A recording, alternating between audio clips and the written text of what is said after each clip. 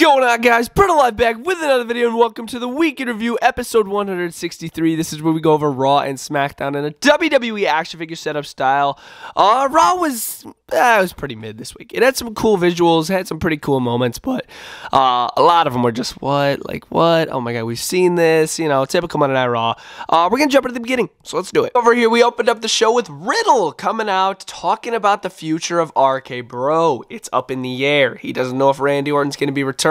He was injured during the tag team match, or well, he said before the tag team match, but I don't know why it would have happened if Orton was injured. But anyways, Riddle was very emotional, cutting a pretty decent promo. And I kind of enjoyed it. I really got into it. I was like, wow, Riddle getting serious. Not as like a big joke right now. I'm like, wow, this is pretty cool. And then, of course, it turned into a 6-man tag team match. Street Profits Riddle versus Usos and Sami Zayn. Match was okay. In the end, we saw the Usos abandon Sami Zayn. They kind of just walked out as if they thought they were going to lose. And then Sami Zayn kind of just got beat by Riddle. And then Riddle always kept on saying, this is for you, Randy. I love you, Randy. So that was pretty cool. But watch Randy return. RK Bro gives it one more run. And then Randy turns on him. Dude, I could see it happening. Literally, I could see that happening. Moving over here. It was an episode of The King's Court. It was like a talk show with Jerry Lawler as the host. Special guest, Veer Mahan, and I'm like, oh boy.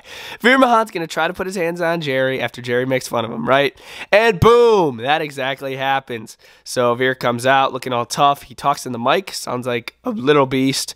And then Jerry starts making little stupid, corny jokes. I'm like, oh my god, Jerry, please. But then, right as it looks like Veer's going to try to put his hands on Jerry, the Mysterios come on out, and then they back off Veer and take the ring, basically. It kind of saved Jerry the King Lawler, which was okay, but I'm not really into a 2-on-1 handicap match type rivalry like Mysterios versus one dude. I think that just makes the Mysterios look super weak because they have to take on one dude, but whatever. Moving over here, it was Chad Gable versus Ezekiel, Elias' younger brother, for like what feels like the third week in a row. I don't need to see this match again, but anyways, we got it. And of course, Otis and Kevin Owens tried to get involved, but then the ref ejected both of them, distracting Chad Gable, and then Ezekiel was able to pick up the victory yet again. And then, after that, Kevin Owens challenged him to a Hell in a Cell match. Well, not a Hell in a Cell match, a match at the Cell. So they're going to be having a one-on-one match at the Cell. Why we need to see that at a pay-per-view, or I mean a premium live event, I don't know. But yeah, I feel like this match could have easily been done on Raw. But whatever. But yeah, we're going to be seeing Kevin Owens versus Ezekiel in their final little chapter, I hope. Moving over here. Oh, this was nothing!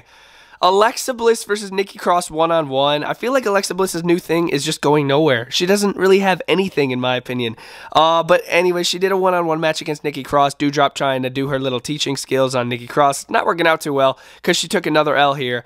Alexa Bliss was able to hit Twisted Bliss and pick up the victory. That was about it. Nothing really happened there.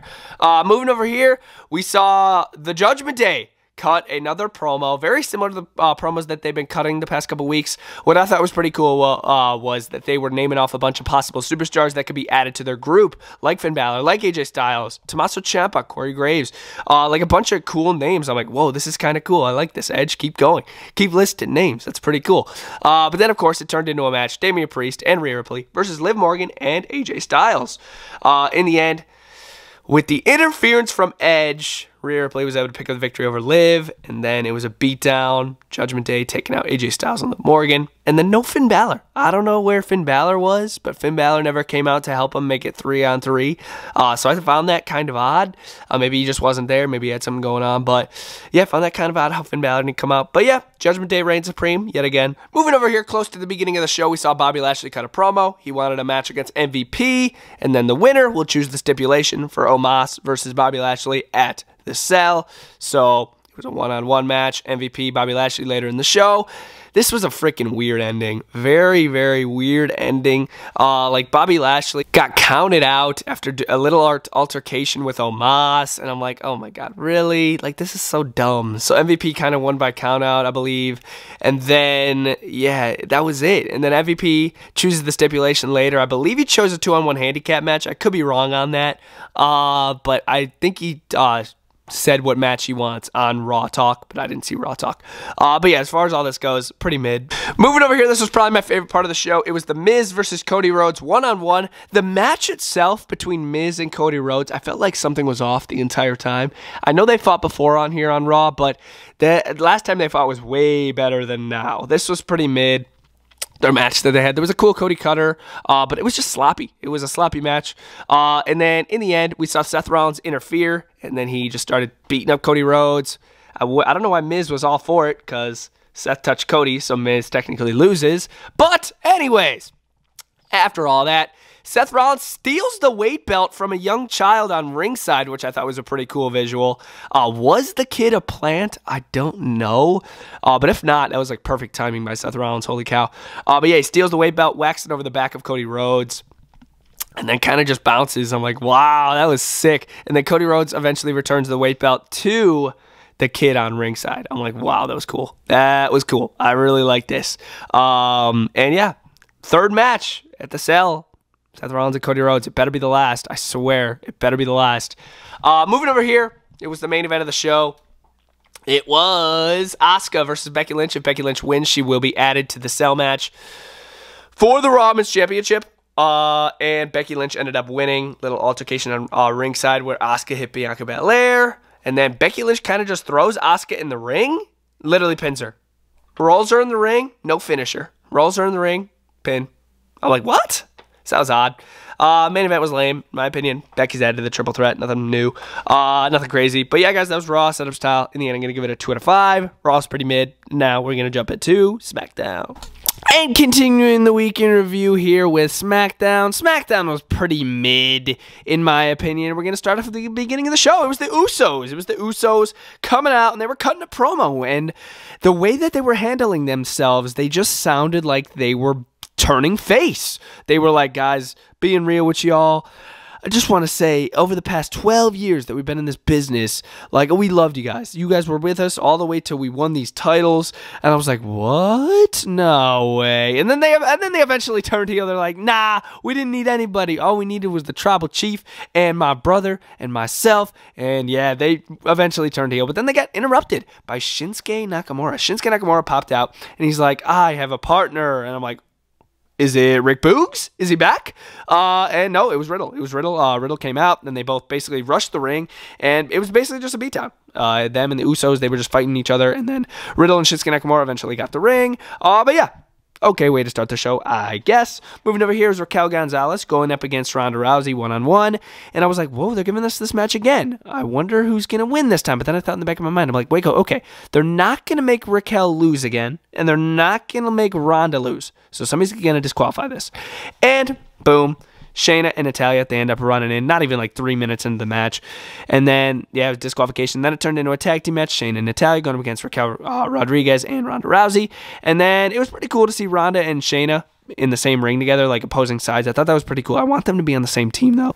But anyways, Raquel Rodriguez and Ronda Rousey were eventually able to pick up the victory. But I don't care. Speaking of what I don't care about, it was Jinder Mahal and Shanky going up against Angel Garza and Humberto Carrillo. Talk about a match I could care less about. Match was mid. Humberto Carrillo and Angel Garza ended up picking up the victory by pinning Jinder Mahal, a former world champion. Yeah, this was freaking stupid. It was kind of funny when Shanky went over here and was dancing in front of that new announcer chick. But this match was like so like, why? You know what I'm saying? It was just like, no, like we don't need this. That was lame. Moving over here, it was Gunther and Ludwig Kaiser going up against Ricochet and Drew Gulak. 2-on-2 tag team match. Match was mid. Drew Gulak ended up getting pinned in the end. Ricochet was literally right on ringside. He could have easily broken it up if he really wanted to. And then Ricochet got beat up after the match. Walter's coming after the IC title. That's all I could say. Moving over here, my favorite part of the show, Kevin Owens. He had a member of the Bloodline. We didn't know which member. It was a special guest, member of the Bloodline, and, of course, Sami Zayn. We didn't have Roman Reigns on the show. I feel bad for every single person that bought a ticket. Sami Zayn popped out, and they had a kick-butt promo with each other. Kevin Owens talked about how the Bloodline's using Zayn. Well, first, Sami was on his side, but then He wasn't after Kevin Owens started talking bad about the bloodline, and then Ezekiel stuff came up. I was like, this was a really good promo. I really, really enjoyed it. It was funny. It was good. It was entertaining. I really enjoyed it. Then in the end, Sami Zayn kind of just walked away from Kevin Owens after Kevin Owens tried to recruit him to Raw to take out the people that don't believe that Elias is Ezekiel on Raw, which I found kind of odd. But yeah, I really hope they just don't forget about this promo. It was really good. It was really freaking good. Moving over here, main event of the show, it was the New Day finding a mystery partner to take on the 3 members of Sheamus' team, Rich Holland, Butch, as well as Sheamus. This was okay. 6-man tag. It was pretty fun. It was alright. In the end, we saw Drew McIntyre hit a Claymore on Rich Holland, and then he tagged in Xavier Woods to hit the springboard elbow drop to Rich Holland to pick up the victory, and then they stood tall in the end. Not a bad way to end the show. Faces on top. No Roman Reigns. Very, very disappointing. But yes, guys, that was SmackDown setup style. In the end, I'm going to give it a 2 out of 5. It's a pretty lame show. I wasn't really into it. The only thing I really liked, honestly, 1 out of 5. It's going to get a 1 out of 5 for me. The only thing I really liked was Kevin Owens and Sami Zayn. But yeah, guys, that was SmackDown. That was Raw, setup style. Really good. Enjoyed. BrettO Live, out.